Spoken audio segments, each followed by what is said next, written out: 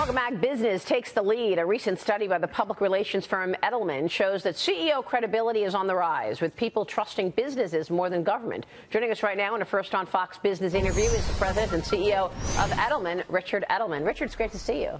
Thanks for having me. Thank you so much for joining us this morning. So tell us about this, and why do you think this is, that now people are beginning to trust business again, even more than government? The most interesting change is that they actually trust their employer as the central institution in their life, and they want to actually hear from CEOs about issues of the day. And they're not really looking to government as much as they are to the private sector to make change. Mm-hmm. I think it's interesting that they're looking at the CEOs, because for a long time, CEOs were sort of demonized, and we like to hear more from the everyman employees. Can you tell me a little bit more about that? CEOs have changed. CEOs are much more willing to talk with their employees instead of just shareholders. They're more willing to go into public debates on LGBT or other, and I think they actually are leading on sustainability or retraining, things that government historically did. Mm-hmm. Richard, is this a function of the demographics of the workplace? Because millennials in some companies are as much as 80% of the workforce. Is that shifted the way employees view their leaders in their organizations? Totally. Absolutely, so that we're in a tight employment market. You want the best and the brightest to come work for you, and the younger employee actually is looking to the CEO as, in a way, a father figure, mother figure, and leading the discussion, as opposed to just, you know, I take orders from you. I have a choice to work here or not, and we want to get the best people. It's true. Millennials, they want purpose. Correct. You know, they don't necessarily looking to get a job to make money. They want to make sure that what they're doing has purpose. And they gravitate towards purpose-led organizations. Right. Well, a perfect example of that is Unilever, which is now the third most attractive place in the world to work after Facebook and Google, because Paul Pullman, CEO, had 8 years ago said, you know, we're going to have something that doubles our revenue and keeps consumption of resources flat. It's a big statement. But at what point does a CEO or a corporate culture that is trying to be a warrior for social justice within the company and outside of the company, at what point does that hurt that organization and it makes people not want to work there because they feel like that they're not being included? It's, again, if you're a conservative in Silicon Valley, you just better keep your mouth shut, quite frankly. Here's the thing. Companies should stay somewhat in their swim lane. In other words, if it's a company like Walmart and you actually have a global supply chain, you have every right to comment on working conditions in China, or, you know, what kinds of products that you're going to offer in your store. And so that's their swim lane.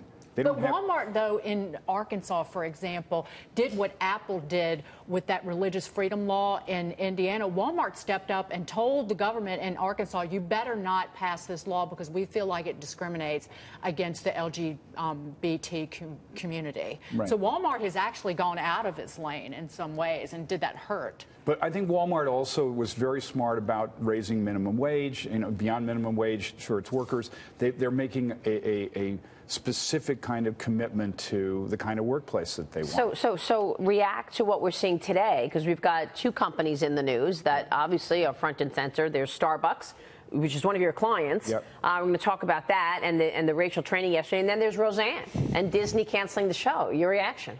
So on Starbucks, it was an important moment for the company to give a place for a discussion about how to treat customers and to close the stores. It was very evocative of 10 years ago when Howard Schultz said we're going to close the stores and retrain our people about how to make coffee better. What happened yesterday was a very important kind of time to talk about being the third place and what does that mean, and what can the company do to be a welcoming place but also good for all of its customers. And so hopefully it stimulates a further discussion in the company. Now, as for ABC, I think Ben Sherwood did exactly the right thing as the CEO of that network, because what Roseanne said was intolerable. It's not okay to say those sorts of things in America in 2018. Mm-hmm. There's a limit of free speech. That was way over the edge. There are other things that have been over the edge as well, like we talked to earlier. I mentioned Keith Olbermann and some of his tweets. I mean, the F-bombs are incredible, or Joy Behar on The View. And there was no reaction from ABC. I mean, actually, Keith Olbermann just got an expanded role at ESPN. Look, Maria, I think that increasingly CEOs are drawing the line. And there's on no behavior. tolerance. There's got to be a limit to tolerance, even if someone's a star, even if someone's contributing economically. You know, you cannot have a different behavior to star employees versus average employee. The person who is in the CEO seat has to make that determination. The most important thing for CEOs today is engagement and integrity. That's what our trust barometer consistently says drives trust in a corporation. So if you don't have an ethical standard, you cannot operate your business. Yeah, and people are more aware than ever before. Over the years, after the financial crisis, people lost trust in everything, all institutions. It's surprising to me to see that they are actually trusting CEOs again, well, with integrity. CEOs are rallying in trust in part because they're changing their behavior. It's not just about their compensation. It's now somewhat about, you know, I am going to speak up on behalf of my employees, Uber, others, where there's been change in the reality of the company. It's not just talk. It's actually changed the policy. A lot of it has been so reactive, though. Are there any companies you can look out there and say this CEO is doing something, taking a stand proactively on an issue rather than in response to something bad that happened? I think most companies actually respond to events, to be frank.